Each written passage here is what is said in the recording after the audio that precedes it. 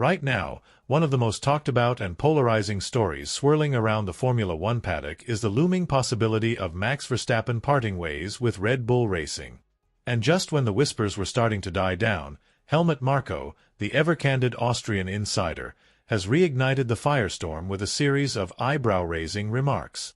His words didn't just raise suspicions, they practically lit a flare over the grid. Verstappen, the three-time world champion who seems well on track to adding a fourth title to his name if the cards fall his way, might be eyeing the exit door far sooner than anyone anticipated. And now, with Marko hinting at the approximate timeline when Verstappen's infamous performance-triggered escape clause could come into play, it feels like we're staring down the barrel of another wild, silly season, one that could blow the driver market wide open in a way we haven't seen in years. But among the sea of swirling rumors and contract clauses, there's one question hanging over the F1 world like a dark cloud. Where could Max be headed in 2026? And more urgently, has Red Bull already lost the thread with their current development direction? Because let's not kid ourselves, something's clearly off. The signs are becoming increasingly difficult to ignore. Verstappen doesn't seem entirely satisfied.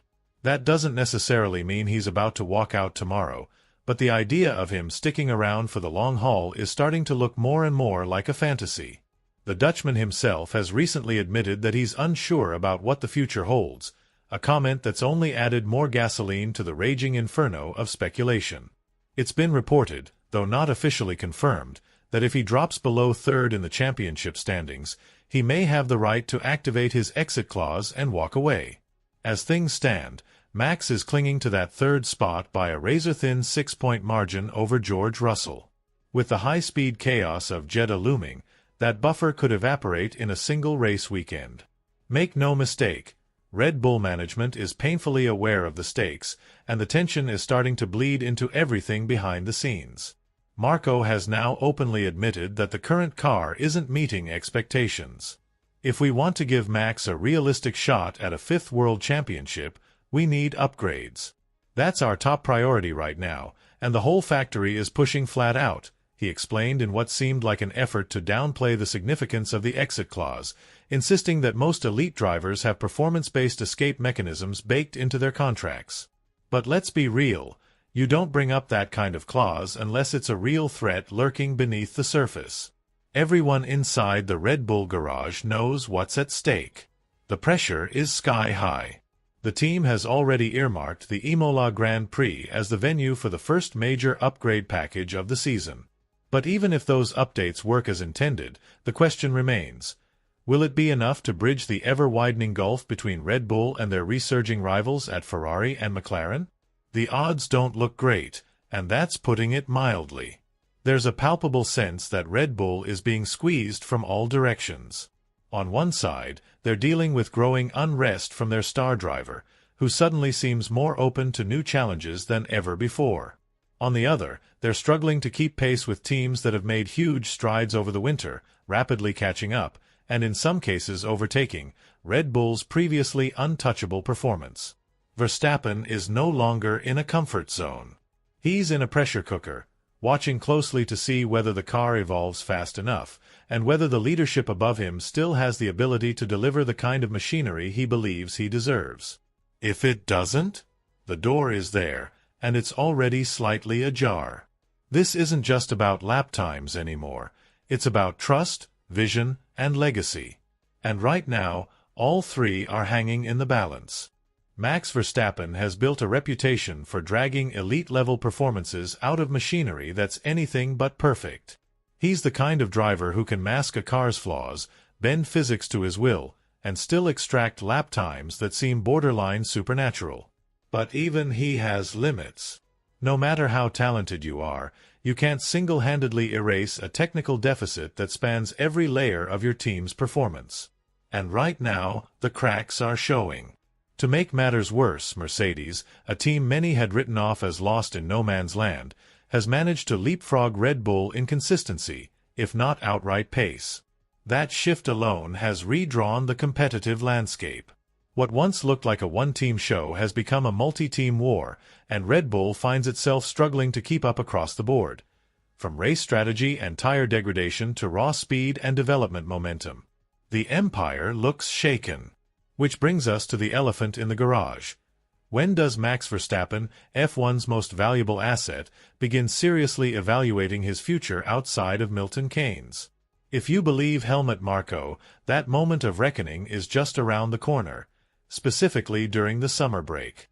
Historically, it's the point in the season when drivers take a breath, reassess their situation, and make pivotal decisions about what lies ahead. For Verstappen, that window could be decisive. If Red Bull hasn't made substantial progress by then, or worse, if they're still being outpaced by both Ferrari and McLaren, Max may very well decide it's time to pull the ripcord on his now not-so-secret exit clause. And that's where things begin to spiral into uncharted territory.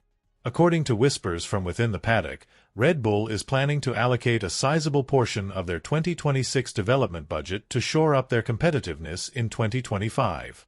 On the surface, that may sound like a bold and strategic move, an attempt to keep their superstar driver happy and close the gap in the short term. But here's the rub. In Formula One, you don't get to cheat time or physics. Gambling tomorrow's resources to fix today's problems is a dangerous game, especially with the wind tunnel data inconsistencies and simulation issues that Red Bull is reportedly grappling with. And Max knows it. He's not just a driver. He's a student of the sport. He understands the technical nuances better than most. So when Marko casually acknowledged in an interview that Verstappen's exit clause becomes relevant during the summer holidays and added, "Let's not forget, we're still third in the standings, only 8 points behind the leader," the reaction wasn't exactly one of comfort. Fans and pundits alike weren't fooled. They read between the lines. They always do. Many believe Max has already begun to emotionally detach himself from the team. Bahrain wasn't just a bad weekend, it was a statement. A warning shot. A loud and clear message that things aren't working. And Red Bull would be foolish to ignore it.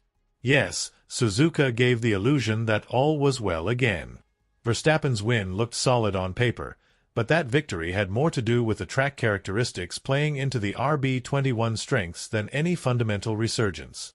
The layout masked many of Red Bull's persistent weaknesses, namely tire management, race pace over stints, and overtaking ability. But peel back the layers, and the truth is hard to miss. When the race demands tire preservation or when wheel-to-wheel battles unfold in traffic, the RB21 shows its true colors, and they're not the bold red and blue of a championship juggernaut. They're faded. They're vulnerable. Case in point, take the last Grand Prix. Yuki Tsunoda, driving a car widely considered a tier below the RB21, was shadowing Verstappen for a significant chunk of the race, and still managed to bring home a P9 finish. Verstappen himself, meanwhile, spent an alarming amount of time stuck behind a Haas and an Alpine. Let that sink in. This is the same Max who, in seasons past, would have brushed past midfielders in a handful of corners. Now, he's bogged down. He's boxed in. And everyone is watching. This isn't the all-conquering Red Bull era we witnessed just a year ago. Not even close. The dominance has cracked, and so has the narrative. And now, the temperature is rising in the paddock. According to Sky Sports, Verstappen's name is on everyone's lips, from Dutch media circles to insiders in rival garages. There's an unmistakable energy. A sense that Max is already working on his exit strategy. Behind the scenes, it's said that both Mercedes and Aston Martin are positioning themselves for the ultimate power play, the chance to sign the biggest name in the sport. Simon Lazenby, a well-respected voice in the F1 world, recently pointed out that you can't walk 5 meters in the paddock without hearing Verstappen's name in hushed tones. Whether it's team insiders or international press, the vibe is universal. Something's brewing, he noted. And really, who could blame Max? He's built to win, to dominate. And if Red Bull can no longer give him the tools to do that, or worse, if their current trajectory suggests they're regressing, then leaving isn't betrayal. It's evolution. This saga is far from over, and if Red Bull's leadership doesn't act fast, with clarity, direction, and results, they might soon find themselves watching the man who made their dynasty walk away from it. Something monumental is brewing behind the scenes in Formula One. Some insiders believe the deal is already sealed. Others suggest negotiations are still ongoing. Either way, the speculation has reached such a fever pitch that ignoring it now would be an act of willful blindness. Whispers from behind closed doors suggest Aston Martin is currently leading the race to sign Max Verstappen. Meanwhile, other well-placed voices insist that Mercedes, with its powerhouse engine operations split between Brackley and Brixworth, is perfectly positioned to thrive under the radical regulatory overhaul scheduled for 2026. Wherever Verstappen ultimately lands, it would send shockwaves through the sport. But the only opinion that truly matters in all of this? Max's. If you step back and observe the full chessboard, there's a poetic symmetry in the idea of Verstappen reuniting with familiar allies at Aston Martin. After all, the team now has Honda in its corner and, reportedly, is collaborating closely with none other than Adrian Newey, the genius aerodynamicist who was instrumental in guiding Max to his first world title in 2021 and constructing the Red Bull juggernaut during the current ground effect era. That kind of synergy isn't easily overlooked, especially when you consider that Newey's elevated technical role gives him considerable sway over driver lineups. Then there's the deep-rooted loyalty from Honda, a company that doesn't just build power units, but invests in relationships. And Max understands that better than anyone. In fact, when asked recently about the possibility of rekindling his relationship with Honda, Verstappen didn't close the door. Not even close. "I'm still young," he said, "and you never know what the future holds. I never imagined we would achieve so much together. 4 world championships. The bond I've had with Honda has been incredible. I've enjoyed every moment. Professionalism, commitment, it's been unforgettable."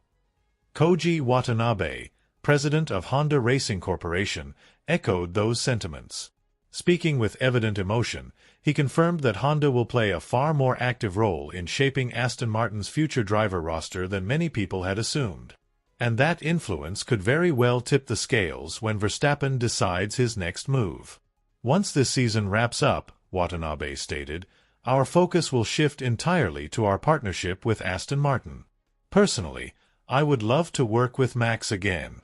I've spoken to him many times, and he always emphasizes how much he appreciates our work ethic and engineering culture. He communicates exceptionally well with our engineers. They've developed a deep admiration for him. That's why they're so committed to him." If these hints are to be believed, then the next chapter in Verstappen's career might not be written in Red Bull red, but rather in the racing green of Aston Martin, or perhaps the silver arrows of Mercedes. Either scenario would represent a seismic shift in the balance of power within Formula One. But regardless of which direction Max chooses, the wheels are already in motion. The saga is no longer theoretical, it's unfolding in real time. It's also worth noting that as the grid prepares for the massive shakeup coming in 2026, the number of available seats is rapidly shrinking. And Honda has made it abundantly clear that, just as they did during their tenure with Red Bull, they expect a seat at the table when it comes to selecting drivers. They're not just supplying engines, they're shaping futures. The backdrop to all of this is an increasing sense of unease within the paddock regarding the 2026 regulations.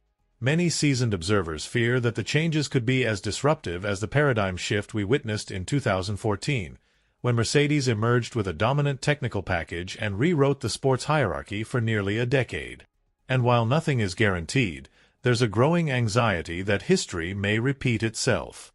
Once again, Mercedes might find themselves holding the winning hand, both figuratively and literally.